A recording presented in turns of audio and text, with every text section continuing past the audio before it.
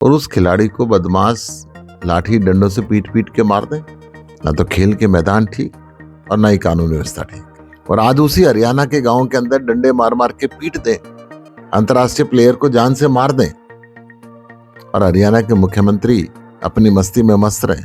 नमस्कार, इस समय हम गाँव हुमायूँपुर में हैं और इस गाँव के जो है रोहित धनखड़ की जो शुक्रवार को बारात में जो मामूली कहा-सुनी हुई, जिसमें बताया जा रहा है कि जो वो अपने दोस्त के साथ वहाँ पर गया हुआ था और उसी दौरान बारात के जो कुछ लोग थे जो नशे शराब पिए हुए थे, नशे की हालत में थे, तो कुछ जो है लड़कियों से फीताकशी या बदतमीज़ी करते हुए उन्होंने रोका, तो उनके बीच कहा-सुनी होगी और उसके बाद जब विवाद इतना बढ़ गया कि उनकी गाड़ी को बीच में रोककर उस पर इतनी ज़बरदस्त लाठी डंडों से हमला किया कि पीजीआई में उसकी इलाजी दौरान मौत हो गई। फिलहाल गाँव में काफ़ी गमगीन माहौल है, गाँव में मातम पसरा हुआ है और अभी हमारे साथ जो हैं आम आदमी पार्टी के प्रदेश अध्यक्ष सुशील गुप्ता जी हैं और लगातार जो है प्रदेश ने इस जो 1 हफ्ते के अंदर 3 इंटरनेशनल प्लेयर जो है खोए हैं, एक जो खेल जगत को एक बड़ी हानि हुई है। गुप्ता जी, जिस तरह से के बाद एक घटनाएँ हो रही हैं, चाहे हार्दिक राठी की बात हो, चाहे अमन की बात हो, चाहे अभी रोहित धनखड़ की बात हो। प्रदेश में कानून व्यवस्था और जिस तरह से जो खेलों के प्रति जो सरकार दावे करती है कि भई हम खेलों के लिए बजट है, प्रदेश में क्राइम व्यवस्था ठीक है, कोई बदमाशों का नहीं है, पूरी नकेल कसी जा रही है। तो आम आदमी पार्टी इस किस तरह देखती है? आज मैं रोहित धनखड़ जी के घर पे आया हूँ, हुमायूंपुर गांव में। एक दर्दनाक कहानी है। एक ऐसा खिलाड़ी जो इस देश के लिए 6 बार अंतर्राष्ट्रीय गोल्ड मेडल लाया, जो जूनियर के अंदर भी लाया और सीनियर के अंदर भी लाया, जिसको 15 अगस्त पे एक तरफ सरकार सम्मानित करती है और उस खिलाड़ी को बदमाश लाठी डंडों से पीट पीट के मार दें, चारों तरफ गाड़ियां लगा के, इस बात पे कि केवल उसने ये कहा कि महिलाओं के प्रति अभद्र व्यवहार ना करो। इस देश की कानून व्यवस्था बिल्कुल खत्म हो चुकी है। जहां पे एक सप्ताह में 3 अंतर्राष्ट्रीय खिलाड़ी हरियाणा ने खो दिए, पूरे देश के लिए शर्म की बात है। ना तो खेल के मैदान ठीक और ना ही कानून व्यवस्था ठीक। और कोई परिवार से मिलने जाता है, दुख में शामिल होने जाता है, तो इनको तकलीफ होती है। ये घृणा की दृष्टि हरियाणा के अंदर फैला दी। हरियाणा था वो प्रदेश था, गांव के एक बच्चे की शादी होती थी, पूरे गांव के रिश्तेदार होते थे। हर घर से दूध का गिलास आता था, हर घर के अंदर एक चारपाई बिछती थी कि बाराती आकर रुकेंगे।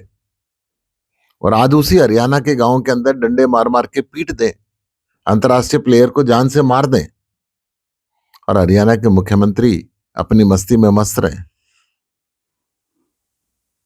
आज रोहित परिवार का अकेला कमाने वाले व्यक्ति, उस रोहित की इस हालत में मार मार के कर दी, कौन इस परिवार को देखेगा?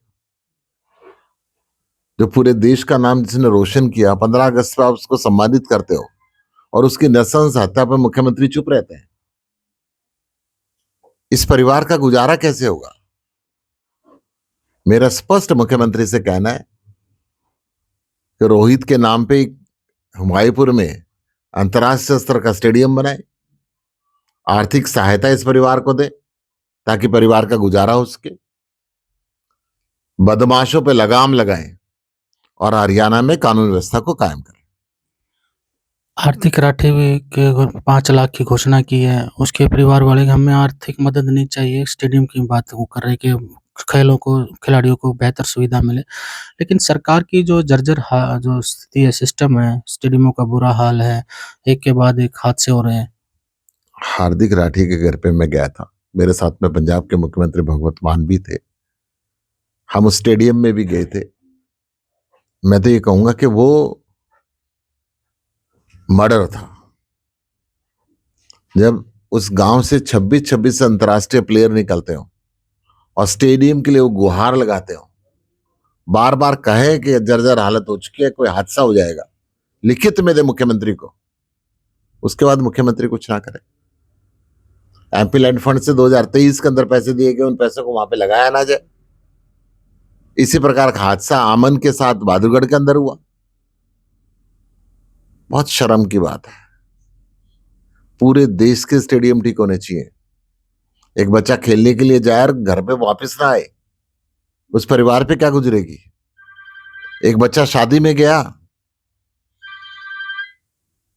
और शादी से डेड बॉडी घर पे आई, इससे फालतू कानून व्यवस्था का क्या हालात खराब हो गए, और वो भी इंटरनेशनल प्लेयर जो पूरी दुनिया में देश का नाम रोशन करते हो, उनके साथ ये हालात होती है, तो आम व्यक्ति का क्या हालात होती है? बिल्कुल, भगवत मान जी आए थे और उन अभय सिंह चौटाला ने कहा कि यहाँ पर क्या राजनीतिक है, क्या करने आए? ये सवाल उन्होंने अभय सिंह चौटाला बीजेपी के प्रवक्ता के रूप के अंदर काम करते हैं। मैं परिवार के दुख में शामिल होने के लिए आऊं, मैं कोई राजनीतिक बात नहीं करूंगा। वहीं शिक्षा मंत्री भी कह रहे हैं कि जिस तरह से घटनाएं हो रही हैं, घटना घटने के बाद ही बात होती है। इस सरकार की जिम्मेदारी है घटना घटने से पहले संज्ञान ले। आज पूरे प्रदेश के अंदर फिरौतियां मांगी जा रही हैं। ऐसा कोई शहर नहीं है जहां पे आपने सिक्योरिटी ना दे रखी हो। आप उन बदमाशों पे लगाम क्यों नहीं लगाते? कितने गैंग हरियाणा के अंदर काम कर रहे हैं, जेल से ऑर्डर निकलते हैं कि इतने पैसे दे दो, क्यों सरकार काम नहीं करती? नाडा साहब, आप तो सरकार के कैबिनेट मंत्री हैं, आप ये सवाल क्यों पूछ रहे हैं? आपका काम है एक्शन लेना, मुख्यमंत्री का काम है एक्शन लेना, देश के गृह मंत्री का काम है एक्शन लेना। एक्शन लें ताकि प्रदेश के अंदर सुख शांति हो सके और ऐसे अंतर्राष्ट्रीय प्लेयरों की हत्याएं ना हो।